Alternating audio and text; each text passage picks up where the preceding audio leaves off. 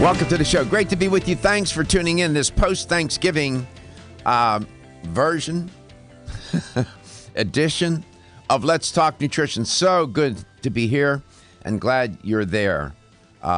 We love connecting with you, and that's what the show is about. It's about connecting in any way that we can. We keep searching and looking for different ways to connect so that we grow the size of the audience and to have a bigger platform to carry out this project, which in a word is to educate and empower people to take charge of their health so that they can live a long life with quality of life and to be prepared when things happen that, as we all know, life goes on and we have to be prepared for the more challenging moments. And I talk about that on the show. Prevention, preparation, and on December the 7th, I'll be appearing at the Vitamin Discount Center store here in one of the stores here in Tampa, in South Tampa, and my plan at that is between 12 and 2. I probably will say a word or two about that concept, that idea, or the ideas of prevention and preparation, especially during this holiday season. And it's just nice to be back in studio.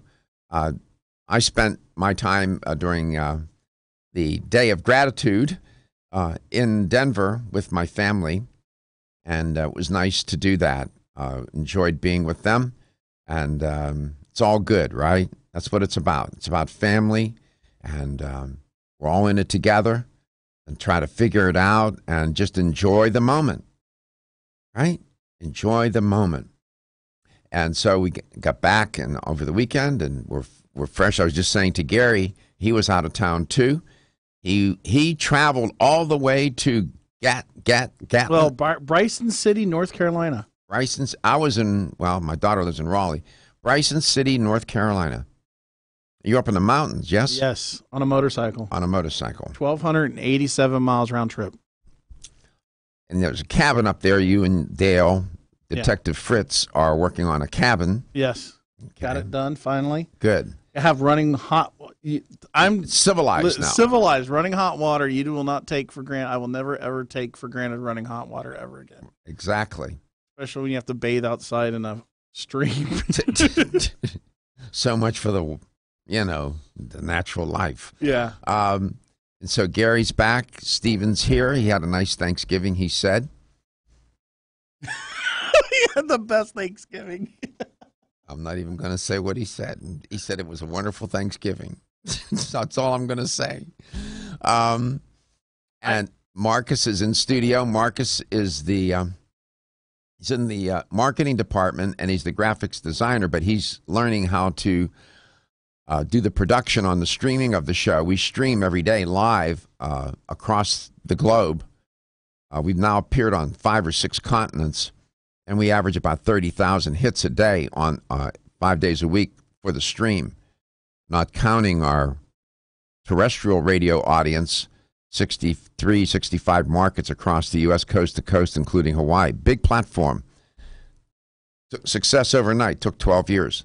And I welcome any of the terrestrial radio stations to, if they want to rebroadcast our stream, to do it. Just get a hold of me at Gary at ggilkey at letstalknutrition.com, and I'll help them set that up. Why would they do that? Well, one, it'll help drive to their social media page, and that's what we want. Oh, that's interesting. So to help them with their social media efforts and promotions of the show. That's a good idea. All right, there you go. And here's how to connect with Let's Talk Nutrition. You can get us at 877-897-8255 or Dr. Garko's personal email at drgarko at letstalknutrition.com. Don't forget to follow us on Facebook at Let's Talk Nutrition and Instagram at Let's Talk Nutrition and on the Twitter at LTN Radio.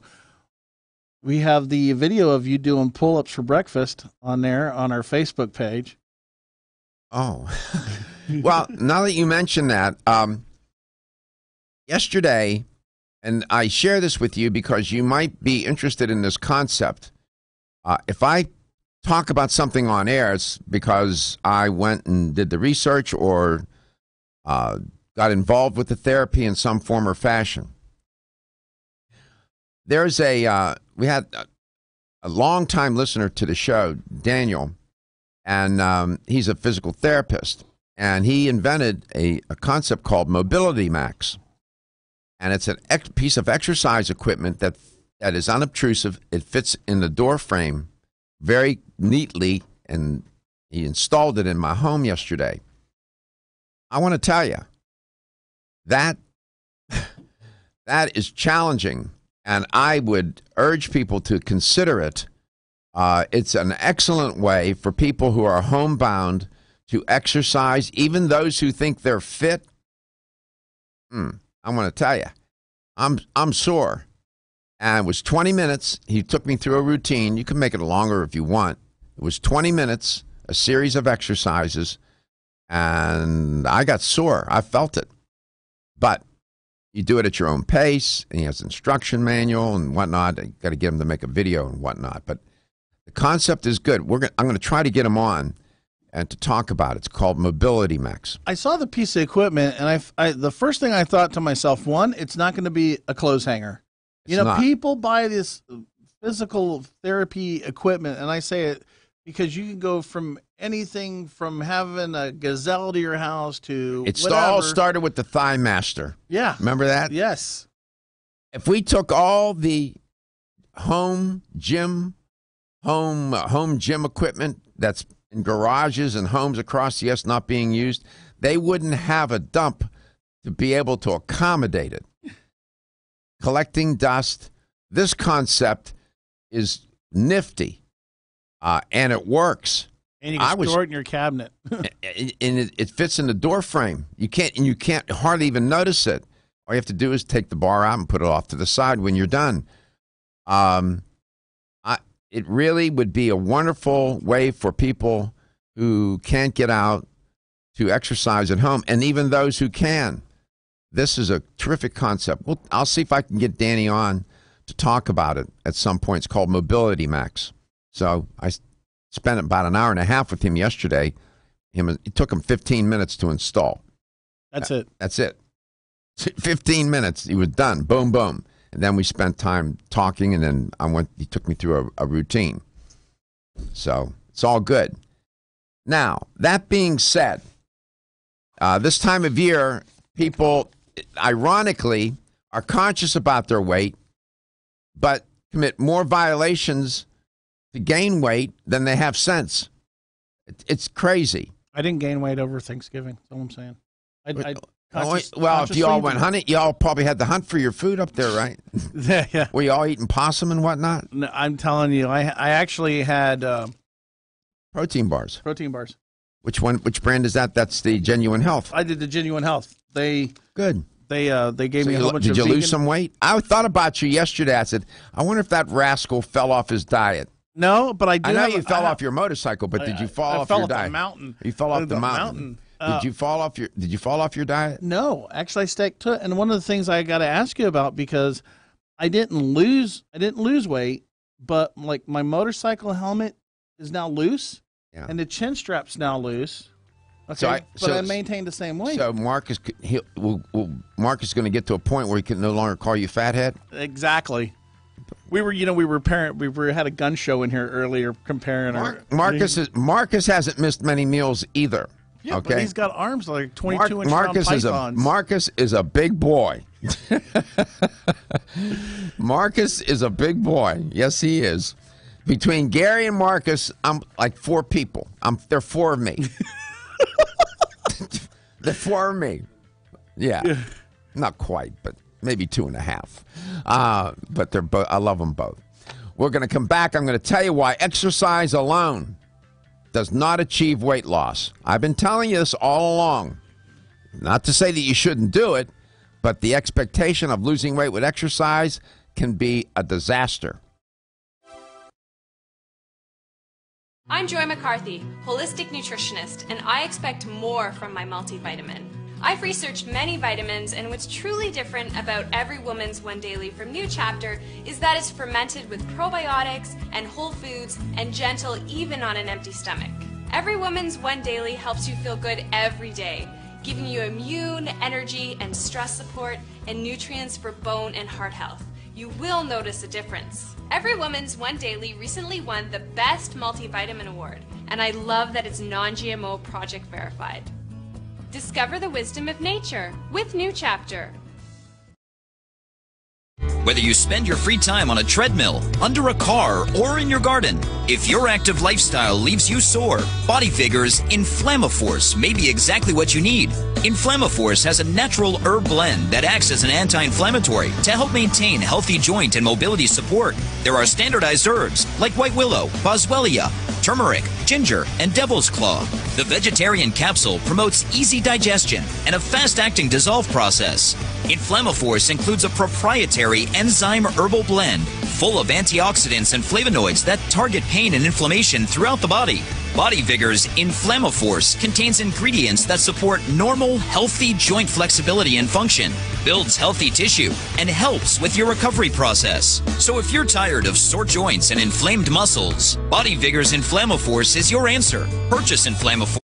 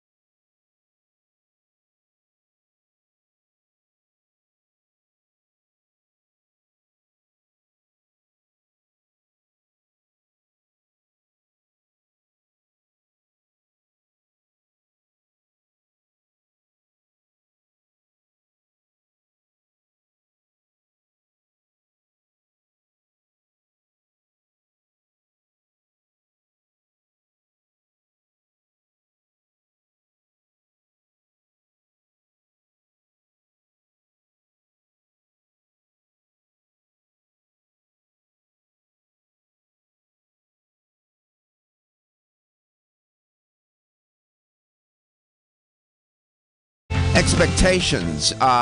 We all have expectations. We have expectations of one another. We have expectations about the things that we do for our health, that if we do X, Y will happen. But sometimes those expectations don't happen because they weren't real to begin with, and leads people to jump to false conclusions, and they get negative. And what I'm referring to specifically is exercise. We got to keep moving. We evolved to do that. We did not evolve to be sedentary, especially for the inordinate number of hours that people find themselves sitting these days in modern life. And it's essential and central to our health, wellness, and well-being. That being said, exercise is not a good predictor for weight loss. And exercise alone, according to this article that I came across this morning about a study, they said does not achieve weight loss. They take even a stronger line than I do. And it's ironic, isn't it? Holiday season, people are fixated on their weight. And New Year's comes, they're making all kinds of resolutions about their weight. But it is during this time of year when food violations are off the chain and people are gaining weight. Researchers at Bangor University in the United Kingdom found that women who engage in exercise classes 3 times per week, notice 3 days a week for 4 to 8 weeks, didn't change their diets. That was stayed constant. Those women failed to lose weight. That makes sense to me. Dr. Hans-Peter Agubis of the School of Sport, Health, and Exercise Sciences at Bangor University was part of the study. The study was published in the journal called Applied Physiology, Nutrition, and Metabolism. Sounds like an interesting journal. And it was 2 experiments. The first experiment was 34 women. They were 18 to 32 years of age. They took part in a circuit exercise training routine session, if you will, 3 times a week for a total of 4 weeks. The second experiment included 36 women, same age group, 18 to 32, all of whom took part in the same training session, but for a total of 8 weeks. At the beginning and the end of each of those experiments, the weight, muscle, and fat mass of each woman was measured.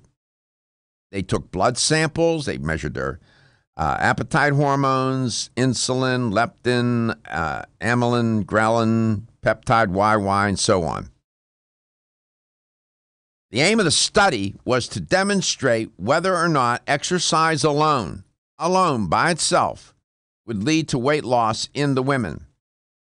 But interestingly, they weren't told that. The subjects weren't told that. Instead, they were told that the study was to assess or evaluate the effects of exercise on cognition and cardiorespiratory fitness. Interesting little nuance. And this was to do what? To avoid bias. We don't want people thinking they lost weight when they didn't, and so on.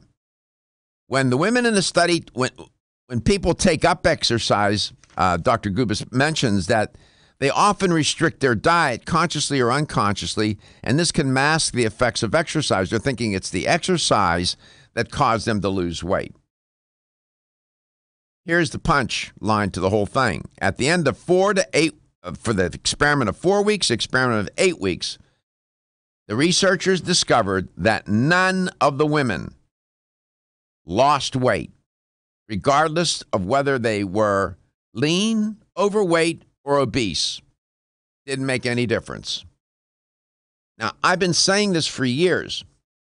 I always say it I worry when I say it because I might be discouraging people from wanting to exercise. Here's what I know. Diet is the best predictor for weight loss. Exercise, not so much. But when you put diet and exercise together, it becomes, as a dual variable, the best predictor for weight loss. Diet and exercise together do the best job in people losing weight. Now, you can go on one of these crash programs, weight loss programs, where you're down to 500, 800 calories a day. In some of those programs, they even discourage you from exercising because you don't have enough energy to do it. You're only getting 800 calories a day. On my Fitbit, that I wear a Fitbit on my right wrist and I wear my regular watch on my left. I measure my calorie burn a day. I'm burning a bunch of calories every day, and it's way over 800. Way over 800. So I'm able to measure how much I need to eat by monitoring how many calories I'm burning. 800 calories a day? Of course you're going to lose weight, but you're not going to have much energy to do much else. So there are perils in doing it. We have one, Joe, who's a regular listener to the show, is involved in a program right now. He's losing weight like nobody's business. There's risks in doing it that way. We discussed it the other day with him and Dr. Lyon. Joe was very kind to let us discuss his program, and Dr. Lyon evaluated it, and he said he should continue to do what he's doing, and he pointed out the caveats. That show is on demand at letstalknutrition.com. Dr. Dominque Clark is my guest today. She knows a thing or two about weight loss and exercise and whatnot. So if you think that you can go ahead and eat that, well, you had the apple pie at the party, and then there were all those, hors d'oeuvres, and then, of course, the mincemeat and the pumpkin pie looked good, and you tried that, and you say, well, I'll make up for it tomorrow. I'll exercise. Nah, it's not going to work.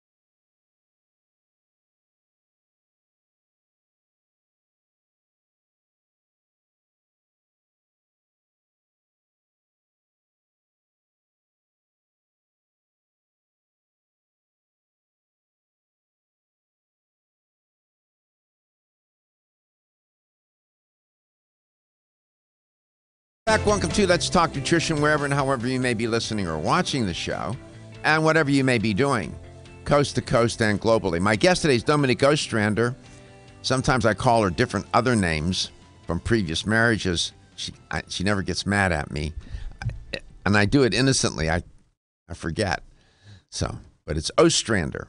How long have you known each other? 20-some plus years or more. Wow. I know her dad, I know her, I know the family. Yeah, watched her daughter grow up.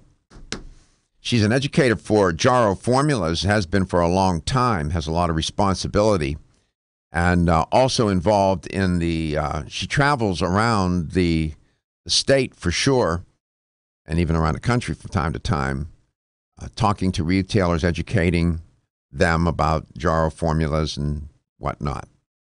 We always enjoy having her on. Lots of experience in the trench every day, so I always try to tap into that. I'm wanting to know. She has her finger on the pulse of the consumer. Dominque, welcome back to Let's Talk Nutrition. Happy post-Thanksgiving. I hope you and your family had a wonderful Thanksgiving. We did. Thank you very much. Same to you. How was Denver? Denver was beautiful. Nice weather, bright, crisp sunshine, a little cool. Perfect. It was very nice. Saw the family, my daughter, my grandson, my great-grandson, my great-great, no, not that old. So it was very nice. Yeah, your family, you did well? We did. We did. We stayed local. Nobody went out of town. Unfortunately, my daughter had the flu, so she couldn't make it in town. Yeah, so that she goes to UCF, right? She does. They beat South Florida. That's what I heard. That's what I heard. I'm sure you had the TV on. I'm sure your daughter was all amped about that, no? Yeah, actually, I had. I follow her on Twitter, and so I think there was something on her Twitter regarding that. I'm sure. So, did you hear my report on this study that? I did. You want to know something ironic? Another study, and I wanted to get you to react to this. The headline on it was, they ask a question, can mindfulness help you shed those extra pounds? We're talking about mindfulness meditation. Mm-hmm. Here's the irony.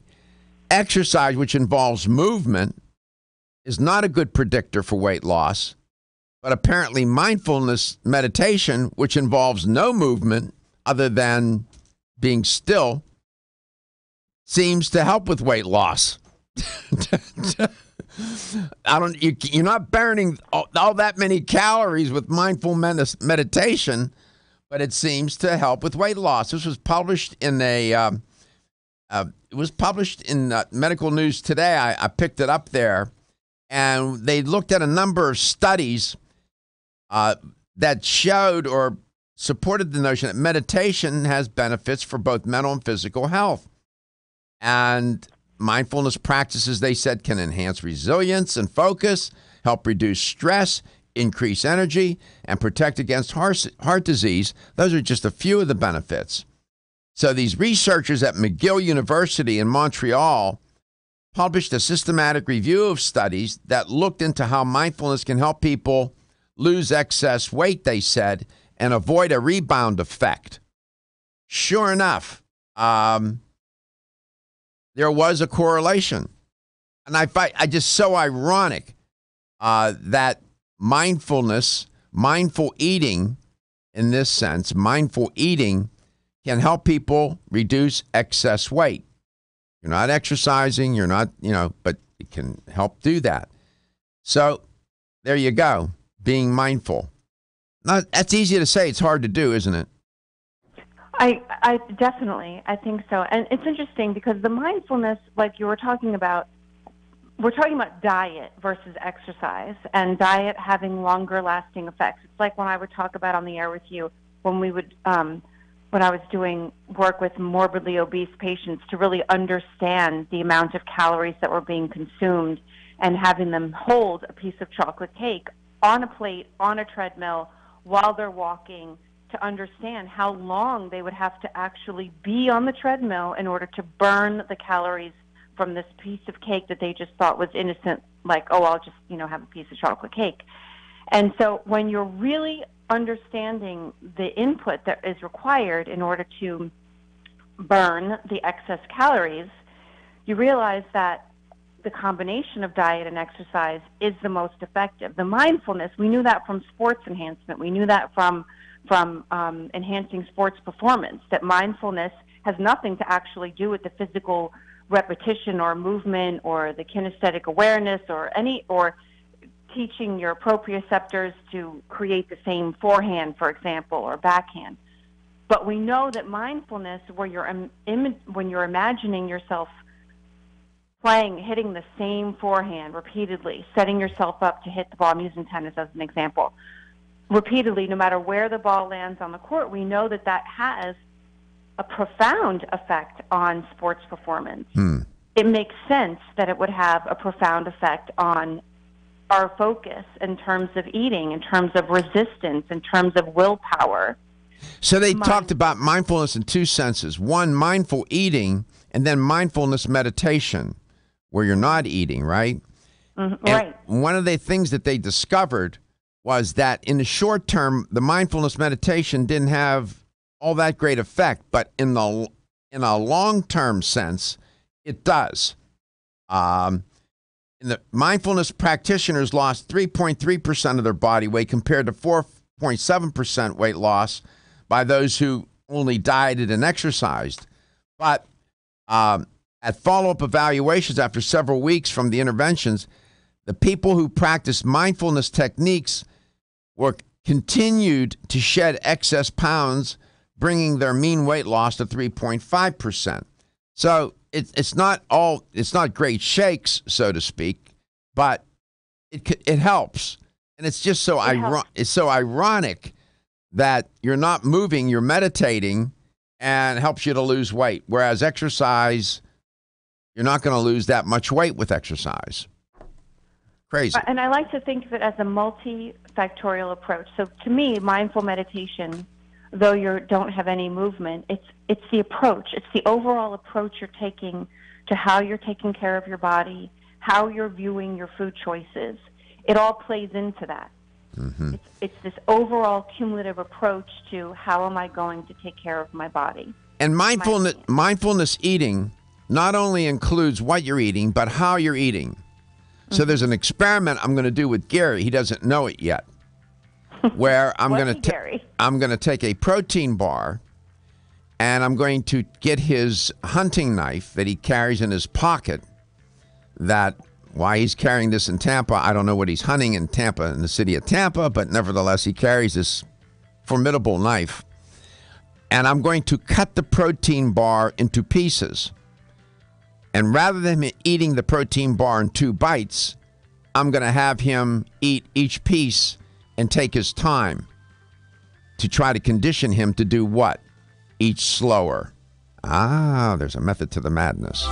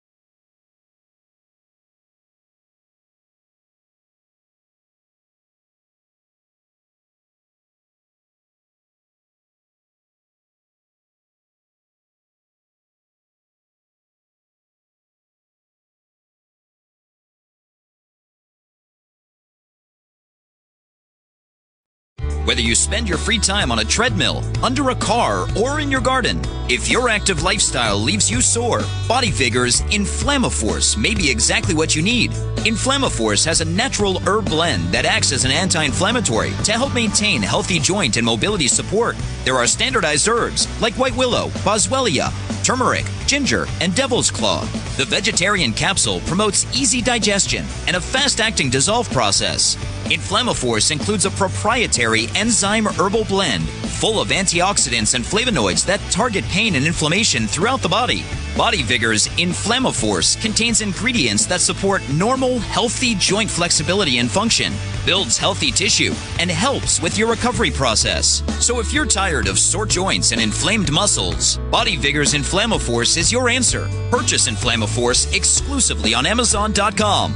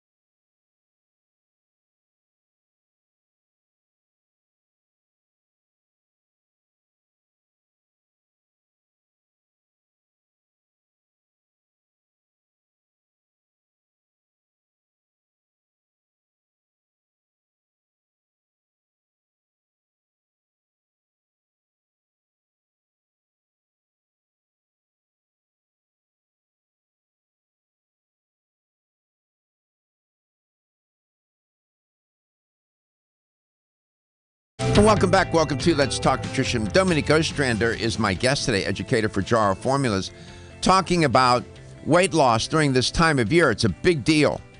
Now, more than a few calories were consumed during the Thanksgiving holiday. I get it. I mean, listen, food is made to be enjoyed, and I understand. But it can certainly get us into a lot of trouble, and we need just to be just a tad more mindful. I think it would help during this time of year. Dominque, welcome back. So what I did during the commercial break was I took Gary's protein bar. How many pieces did I cut it into, Gary? You can talk on the phone. You can talk on the mic, man. 6. 6. Okay. Well, I didn't want to be counting out loud like this was Sesame Street. Hey, Sesame Street educated a lot of kids. And me too, as an adult. So the other day, I was watching Gary eat his protein bar, Dominque. And I was in here, and I saw him unwrap it. And then I turned my back. I put something in my bag, and it was gone. He ate it in 2 bites. And I thought, and that's not the first time I've seen him do that. So I've been on his weight loss program with him. He's lost 46 pounds. So I took his protein bar, and I cut it into 6 pieces. I'm going to have him eat the bar and take at least 5 minutes to eat. And I want to try and condition him and change his behavior, try to get him to slow down and make him more mindful about how fast he's eating. There is some research to suggest that eating fast is a pathway to gaining weight. Are you familiar with any of that? Do you have any experience? Oh my gosh, it's not some research, it's extensive research. And that was taught, I mean, we're talking, oh my gosh, it's got to be, let's see, I'm 50, so we're talking 35 years minimum of research, probably longer, probably closer to 40 years, where they know that when you eat slower, you get full faster because you're talking about your leptin levels. So you're talking about being able to release hormones that let you know I'm satisfied, I don't eat anymore. And when you eat fast, you don't give that time to happen. You just bypass it. Right. You give the nerves a chance that are in your stomach to send a signal to the brain. Exactly. And that, you know what, I'm eating, I'm full, I don't need to eat anymore. If you're eating fast, you're going to eat a lot of food quickly. And or distracted. Yeah. They say you never eat with the TV on, you never eat in front of the television. It's the same thing. When you're eating distracted, you also don't ever give yourself the chance to have this hormonal response between your belly and your brain to say, I'm full. I've had enough. I've had enough. So 2 worst things you can do is eat fast and eat distracted. And when you're during the holiday season, people do get distracted. Being at that cocktail party, for example, or the Christmas party, say, I'm just going to go there. I'm going to have hors d'oeuvres and drink. I'm not going to eat. Well, because drinking calories don't matter, right? Yeah, they're the stealth calories. You get rung up like a pinball machine, right? Right, exactly. All the tilt, ding, ding, ding, ding, ding, ding. Yeah. So anyway, just a little reminder: mindfulness eating during the holidays, mindful living during the holidays. Have a good time. Mindful drinking too. How's mindful that? Drinking. Mindful drinking. It's not just eating. It's all the eggnogs. It's all of the ciders. It's everything. It's the hot coffees. And the flavored coffee drinks. At 3 p.m. because it's 30 degrees outside wherever you are. It's all of those calories that add up. Don't they, though? So, what did you have on your mind today? Well, no. formulas as always. No, I was, weight loss and what we can do over the holidays to help ourselves make better choices. Is there anything we can do over the holidays? This was my thought, that would help support our decisions. What can we do behaviorally? What can we do supplement-wise that would put us in the best possible position for this time of year when we're inundated with baked goods and flavored drinks and everything? How can we help to suit ourselves up for this, so to speak? Here's a way to contact the show. You may have an idea or two, something that you practice during the holidays that you find helpful in managing your appetite, managing your weight, and how much food you eat and how fast and so on. Here's how to do it. You can reach us at 877-897-8255. That's 877-897-8255. Don't forget, I follow everybody on the Facebook by answering them when they ask questions at Let's Talk Nutrition. One word on Facebook. Mm-hmm. At your house during the holidays, I know that you don't eat meat. So how do you... Or wheat. or wheat. I know, and you do have issues with wheat. I know. Some people are concerned about, what's that protein that everybody's so concerned about these days? And yeah. Oh, gluten. Yeah, and they don't have a gluten intolerance. I don't know why they're eating a gluten-free diet. They're doing fine with gluten. But nevertheless, how do you all handle that in your household? Oh, my. Well, that's a loaded question. I cook differently. My husband will eat what I cook as far as like gluten-free or wheat-free, rather. So we eat a lot of vegetables in this house, a lot. I'm not a fan of anything packaged gluten-free, anything like that, because there's just tends to be very high calories and things that I just can't even pronounce, and I don't want to eat that. So, but for Thanksgiving, for example, so I had made sweet potatoes, and I brought that to dinner at my sister-in-law's, and I had made a wheat-free dessert, and then my mother-in-law had made like acorn squash that I thought was really good, and so I just basically have vegetables. But in my house, that's how we handle it. Although I'll cook meat for my husband, because why should he suffer? Oh, I know, Greg. Poor Greg. He suffers terribly. Doug. Yeah. I mean, Doug. He suffers so terribly. I know. Yeah. He's the epitome of health. For Thanksgiving, I prepared my own meal at my grandson's house, and I made baked a sweet potato. Then I made my salad, and then I made a bean. I took beans and I sautéed onions and I put peppers in it and I put other vegetables and vegetable broth. It was fabulous. And my daughter and I had it for lunch the second day. She loves my way I cook. That's what I did. It took me about an hour. I didn't inconvenience anybody. They had turkey. This is the first Thanksgiving I've never eaten turkey. no meat, no dairy. And I did just fine. It worked. Mm-hmm. It worked out. And my daughter said, "Come on, Dad, you can." I said, "No, I'm not going to do it." And I had to carve the turkey. They asked me to carve. Here I am carving the turkey, all those aromas and whatnot. It was tempting. I didn't even take a small bite. We come back, we'll talk about some more mindful strategies during the holidays. You want to pay attention to this, it might help. Feel tired?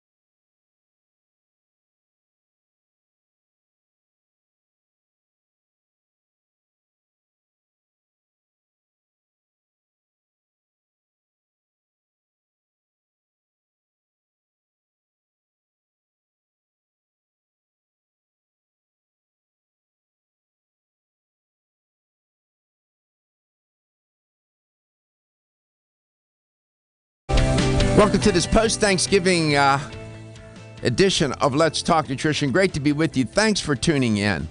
So much pleasure in doing this show, getting it ready, putting it up onto the platforms that broadcast it across the globe and then across the country on terrestrial radio and our 63 to 65 affiliates. We're very proud of that, and we continue to grow, and all thanks to you, and we appreciate your support. That's the best gift you can give me. Just stay tuned to the show. I'm grateful. Marcus asks, and I thought this was kind of interesting, about the difference between 5 pounds of fat and 5 pounds of muscle mass. Volume size. They're both 5 pounds. So, 5 pounds of feathers, 5 pounds of steel. Yeah. Right? Right. But when you look at 5 pounds of steel, takes up a smaller space on the table. If we had 5 pounds of feathers, it's going to take a lot of feathers to equivalent, right? So you're going to have more volume of feathers, right? Right. It's still 5 pounds. Muscle does apparently weigh more, and we should ask Dominque this question because she's an exercise physiologist. Muscle does weigh more than fat. Isn't that right, Dominque? It does. It does. Muscle definitely weighs more than fat. And so what happens is, as far as space goes, we're talking about like literally how much space something takes up. Your analogy about steel is a very good one. So you look at a 200-pound, very muscular, very fit male, and you look at same height. Let's call him 5'8". He's 200 pounds, and his waist is maybe a 32. He's got big shoulders, big arms, etc. But then you look at a 5'8" guy who's 200 pounds with very little muscle, and he literally takes up more space. His waist is wider.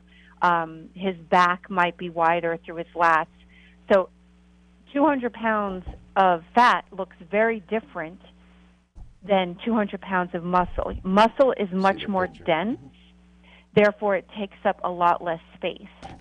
Right. Muscle, Gary's I found an image. It shows 5 pounds of fat compared to 5 pounds of muscle. And you're absolutely right. This is physics. Muscle is denser. Muscle does weigh more than fat if you compare the same size portions. On average, the density of fat is 0.9 grams per milliliter.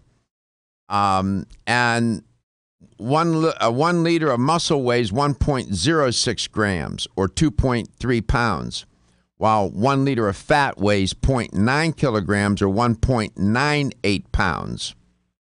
So muscle is denser, weighs more, significantly more. So it's about explain to the listener and the viewer what we mean by body contour, and so on. What do we mean by that?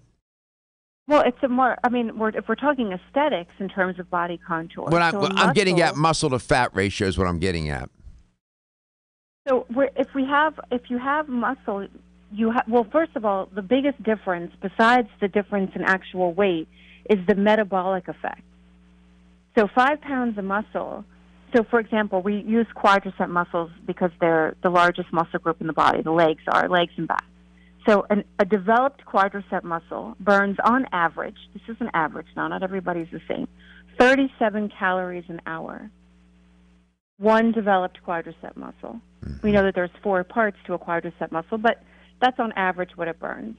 So somebody that is unfit, whose legs have never seen a squat or a leg press or a lunge or anything like that, their quadricep muscles are not going to be nearly as metabolically efficient as somebody who works out and works their leg muscles. Mm-hmm. I meant body composition, not contour. Gary found a nice image, and Marcus put it up on the screen, where you have 5 pounds of fat on the left and 5 pounds of muscle on the right. Significantly different, huh? You see that? It's amazing. And sometimes people get discouraged. They're losing weight. They're going to the gym and they're putting on more muscle. And they say, I'm not losing any weight, but my clothes fit better. Right, exactly. It's the body composition that's making that happen, right? Muscle to fat. Right, exactly. So we're not actually, it used to drive me crazy because I'm sometimes very literal. So we're not like somehow morphing fat into muscle. We're literally losing fat and gaining muscle. So that's what's happening. Fat isn't becoming muscle. You're losing body fat and you're creating muscle. So we're looking to change the body composition of a person. We want to lose, when we're losing weight, we want to lose fat, not muscle, correct? Correct. And that's where, I'm a huge proponent of intermediate fasting. Number one, you don't lose muscle mass, and you are able to maintain blood sugar levels, and it works for a lot of people. Diets tend not to work for people. Can you explain what we mean by, because we have two fellows in the studio, Marcus in particular. Or she's shaking her heads like they're both shaking their heads. Yes, they're doing intermittent fasting. Can you explain to the listener and viewer? I didn't mean to interrupt you, by the way. I apologize. But can you explain what that is before you go further? Intermittent fasting. Right, definitely. So intermittent fasting is it's an eating pattern that cycles between periods of fasting and eating. That's in a nutshell. And so what you want to do is go as many hours as you can without eating.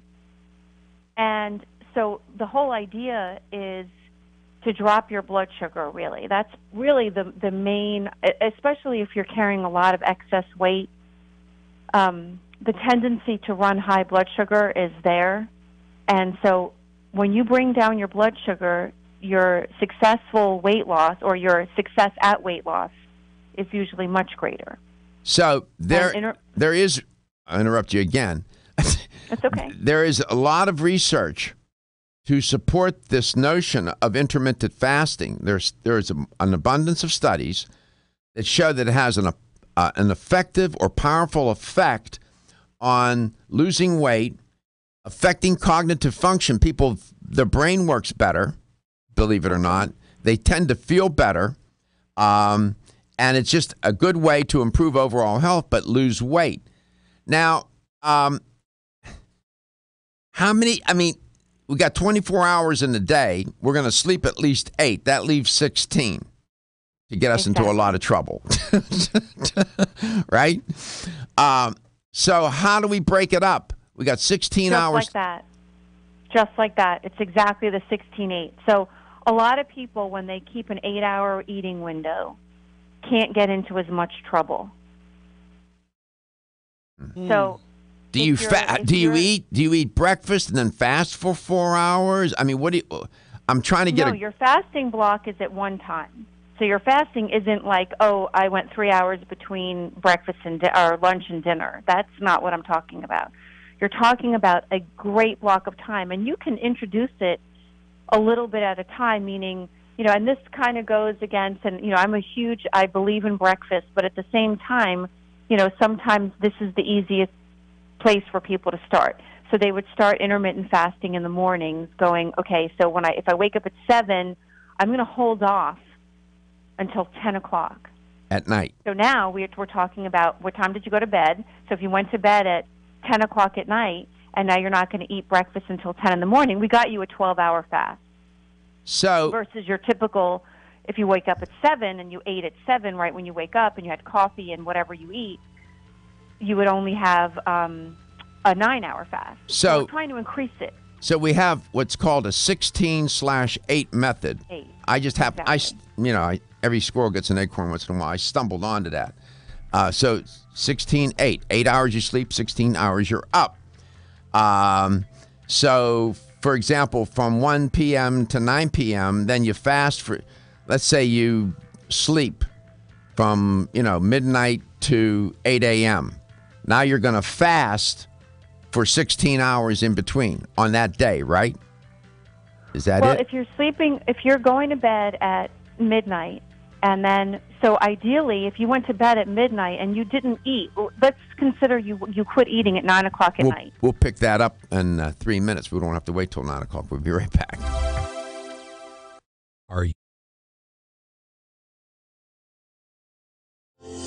Almost 52% of men experience erectile dysfunction and benign prostatic hyperplasia. If you've had challenges with virility, sexual health, or low energy, Body Vigor's Alpha Extension may be the answer for you. Body Vigor's Alpha Extension can help revitalize your alpha male and extend your love. Our formula is one of the highest quality nutraceuticals available, formulated to support the processes involved in promoting a healthy male sex drive, energy, and stamina. Alpha Extension has 2 powerful herbal blends: Virilomax, which focuses on male sexual health, and T-Pump Activator, which helps balance your testosterone levels. Revitalize your alpha male with Body Vigor's Alpha Extension. Exclusively available on Amazon.com.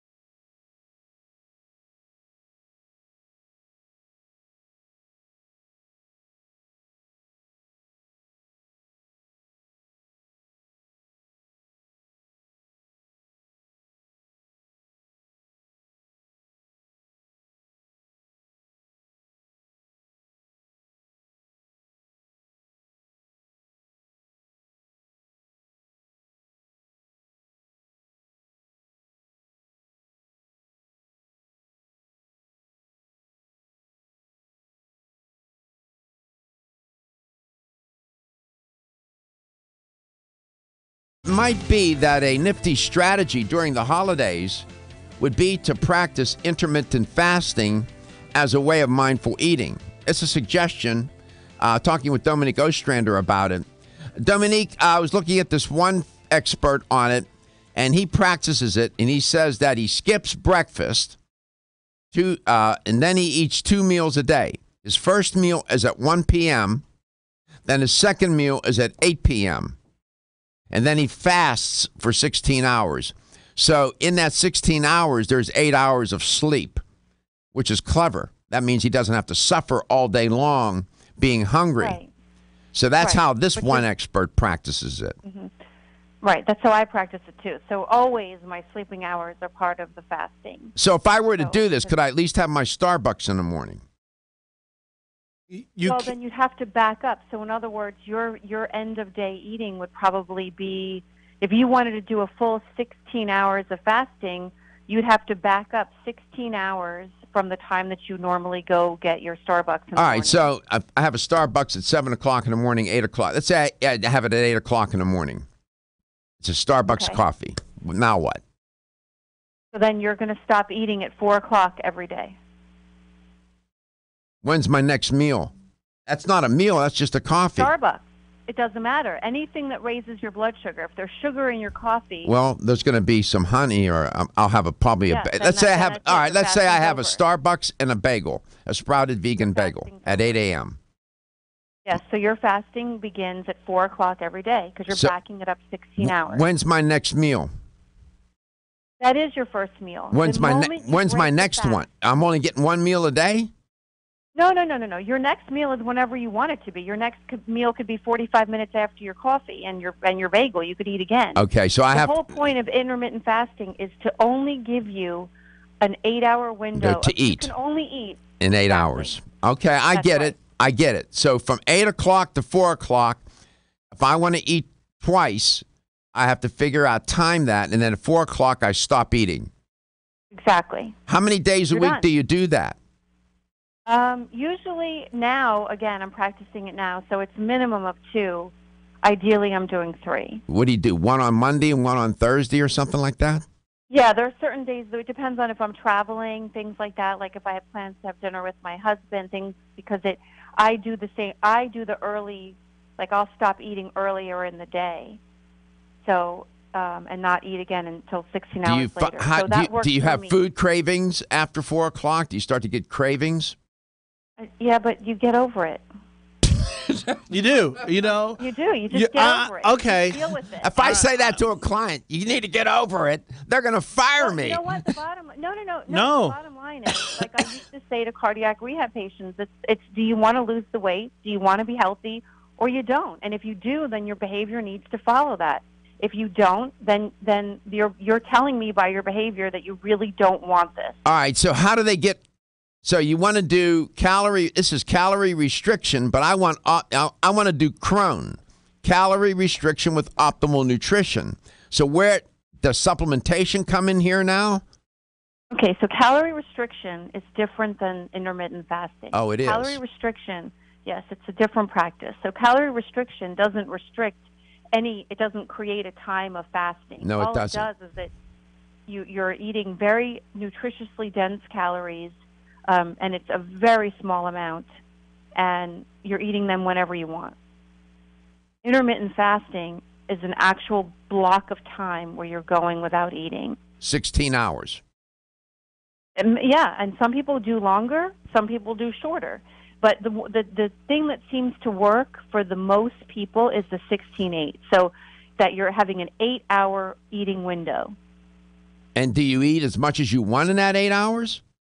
Well, I mean, again, we're talking about this mindful approach to eating. We're talking about a comprehensive approach to what am I going to put in my body. So if you choose to eat cookies and cakes and all this other junk during your 8 hours, chances are you're going to realize after doing that a couple times, like, wow, that really wasn't a smart idea. I should probably make better food choices, just because you're going to feel really crappy. Yeah. I came across an article. They talked about 5 ways to intermittent fast. Mm-hmm. First method was called lean gains method. The second method was called eat, stop, eat method. And then there was another one called the warrior diet. Mm-hmm. And then there is fat loss forever program, which is an intermittent approach. And then up day, down day diet. all of these, or it's also called the alternate day fasting diet. Those are all ways to do intermittent fasting. So there's not just one way, right? Right, exactly. And what happens is when you implement intermittent fasting, you're actually kind of doing the same, getting the same benefits that people that practice caloric restriction get. I see. You're getting increased cognitive function. You're getting better cardiovascular output. You're getting much lower blood sugar. If you do it regularly, you're dropping your A1C levels, so which is important. For people that are suffering from diabetes, this is a really big deal. So this is working for you? I think it works in terms of my own immune system. I do it for my health reasons. And why are you doing wait. Why are you doing it for your immune system? I mean, not why. It's none of my business. How does it affect your immune system? When we come back, you can explain, okay? This is interesting. Yeah, because Facebook is blowing up about questions right now. So I love it. That's what we're trying to do. Stimulate thought, create confusion. Learning sometimes is messy. Okay? And you have to be patient and work through it. It's like a jigsaw puzzle. All the pieces are on the table. It looks like, oh my God, how am I going to put this together? We will. Come back. We'll resume. We'll try to clear up some conceptual confusion if there is, and we'll answer questions. You are listening to Let's Talk Nutrition, intermittently broadcasting.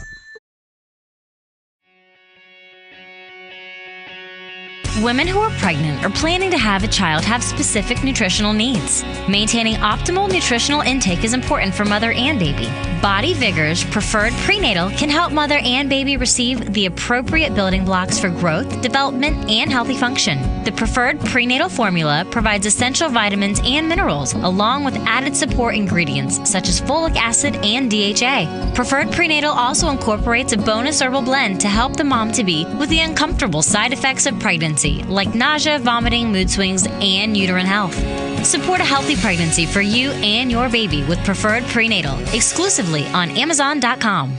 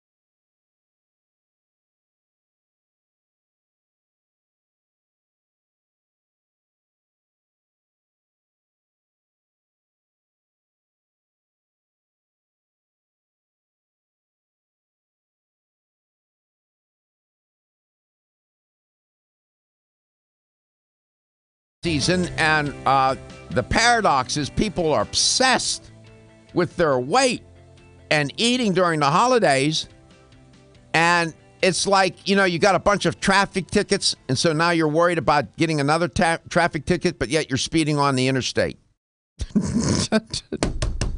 Or you run the stop sign, and you just had 3 tickets. That's what people are doing during the holiday. They're obsessing about their weight and what they should eat, and then they go to these parties, holiday parties, and they end up eating. Can't make it up. My guess is human nature. My guess is Dominque Ostrander. Here's a way to think about this, too. So what we're trying to offer you today is a way of trying to eat mindfully. One thing you could do mindfully during the holidays is to practice intermittent fasting. Dominque, welcome back. I was reading this article that talked about intermittent fasting being grouped into 2 types, a whole day fasting method and a time restricted feeding method. The whole day fasting method involves regular 1-day fasts. It's sometimes called the alternate day fasting, ADF. That involves a 24-hour fast followed by a 24-hour non-fasting period. Fast for 24, don't fast for 24, and you alternate back and forth. Time restricted involves eating only, this is what we've been talking about, eating only during a certain number of hours each day. In this case, we have a window of 8 hours to eat, and then we fast for 16. Those are the 2 general techniques, I think, to do intermittent fasting. The reason why I like this during the holidays especially is because a lot of people, like you said, they're obsessing about their weight at this time of year, and so what it does is it takes away the need for willpower. All it does, though, is create the need for your willpower to get through the fasting. So let's not worry about resisting the foods that you don't want to resist or that you want to eat, but incorporating periods of fasting. So that way you're not stressing about if you're going to a holiday party or whatever, but you do have to, again, if you're going to implement this, you have to implement it in a way where you're actually following through. Because if you're still going to town with your eating and you're not making any better food choices and you're not implementing intermittent fasting, then you're at square one again. The idea of intermittent fasting during this particular time of year is so that you don't really have to deal with the willpower of, oh, I don't want to eat fudge, I don't want to eat all the things that are known at this time of year. You can, but you're implementing fasting too. So in terms of the benefits of intermittent fasting, what we know is that insulin and leptin sensitivity increases, which reduces the risk from diabetes and heart disease and even cancer. Intermittent fasting also, the ghrelin, that hormone, it's called the hunger hormone, is moderated to reduce overeating. The ghrelin hormone will help to reduce overeating with intermittent fasting. And then thirdly, the ability to become fat adapted, which increases your energy by burning stored fat. When you do intermittent fasting, the body learns to burn the fat. It also decreases triglyceride levels. It reduces inflammation and free radical damage and reduces weight gain and metabolic disease risk. So there's a lot of benefit to this, but it's a devil of a thing to get going, I think, for a lot of people. A lot of people are listening and watching this show right now saying, I don't know if I can do this. What do you say to them? Try it. Try it. That's what I say. I say try it. I mean, you go without eating when you're sleeping anyway. I mean, hopefully you're not a nocturnal eater because that's another issue. Yeah, if you're taking a bag of food into bed with you, there's something wrong. Okay, right, but go ahead. Okay, and so, again, every time we eat, if you can think of it this way, too, not just in terms of weight loss, but before you went to break, you were asking me, well, why do I do it? And I say I do it for immune function. Good answer. Because every time you eat, no matter how healthy it is, no matter what you're eating, you are creating oxidative damage in the body. You are creating free radicals in the body.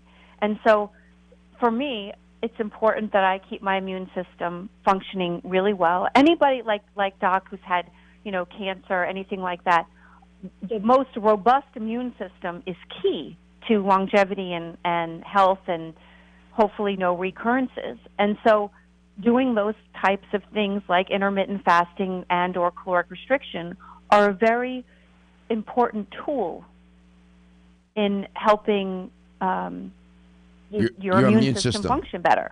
Exactly. It's funny what you just said. I just shared, and Marcus and Gary will tell you, they're sitting here during the break. I told them exactly that the oxygen paradox. You need oxygen to survive, but you also need oxygen to carry on to get the mitochondria to do their metabolic job. And when oxygen's implicated, you create free radicals. You create the free radicals. And so that's why we know from experiments since the 1930s with various organisms, from very microscopic to large, that when we do fasting, caloric restriction, fasting, that the organisms tend to live longer and healthier because there's less free radical damage. But you have to eat. It's eating with optimal nutrition. That's where supplementation would come in, wouldn't it? Exactly. You're reading my mind. So that's where, helping mitochondria function, helping with antioxidant support, meaning antioxidative damage support, supplementing with that is ideal. So can you give us a sort of like what would be some good supplements to take, either practicing calorie restriction or intermittent fasting of one sort or another? Oh, do you want me to list them now? Yeah, if you got a minute. Yeah. Okay, yeah. I didn't know if we were going to break. That's why you're here. I know, right? CoQ10, for sure. Why? PQQ. Why CoQ10? Again, for increasing ATP production in the mitochondria and for creating efficiency within the mitochondria. PQQ, which is one of my favorites, and PQQ again for creating new mitochondria to begin with. So PQQ, caloric restriction, and intense aerobic exercise are the only three things that will create new mitochondria. So it's important. Wait, what were those three again? Intense aerobic exercise, caloric restriction, which is what we're talking about, or PQQ. The only three things in science known to create new mitochondria. Okay. Repeat one more time for the slow people in the class like me. PQQ. Okay. Caloric restriction. Right. Intense aerobic exercise. Or PQQ. You never know. That might be a LTN health question of the day. We'll be right back. Are your joints feeling out of date and stiff? Is that old sports injury flaring up? Is your body aching from the daily wear and tear at work? Body Vigor's Joint Ready keeps you at the ready for any joint pain that gets out of line. Unfortunately, as we age, joint pain becomes more common. Body Vigor's Joint Ready can help provide relief so you can continue to go about your day. Our formula contains sulfated forms of glucosamine and chondroitin. Studies show that these sulfated forms are more effective than regular glucosamine bound to hydrochloride. Joint Ready promotes a healthy inflammatory response, facilitates cartilage synthesis, and provides additional antioxidants. Keep your joints at the ready with Body Vigor's Joint Ready, exclusively on Amazon.com.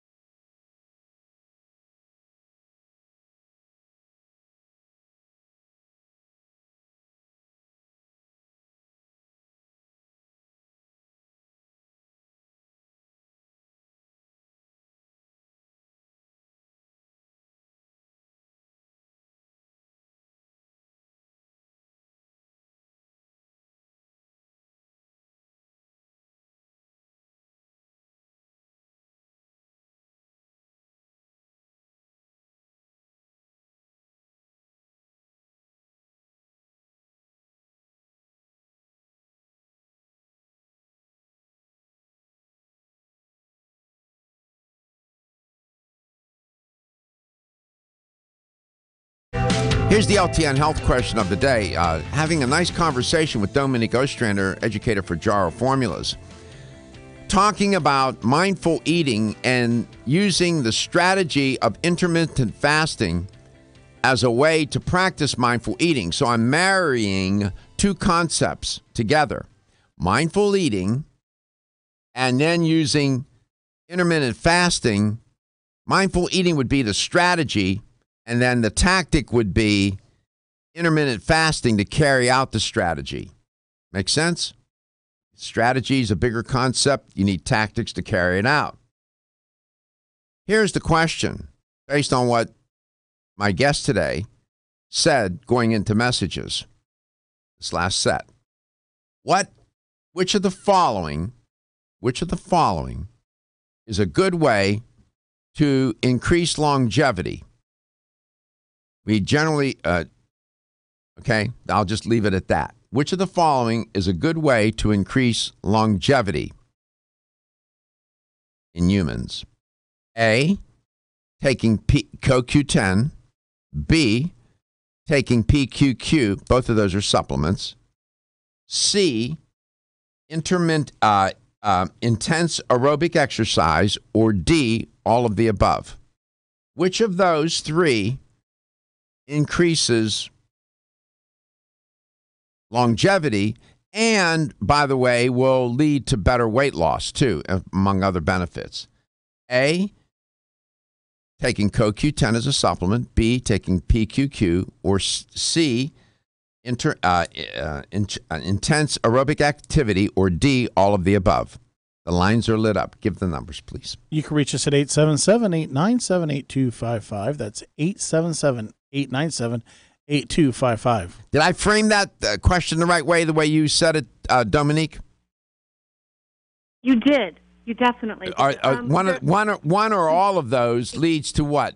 Longevity, you said? Well, the creation of new mitochondria. Or the creation of new mitochondria, which leads to longevity. There you go. All right. So now there you have it.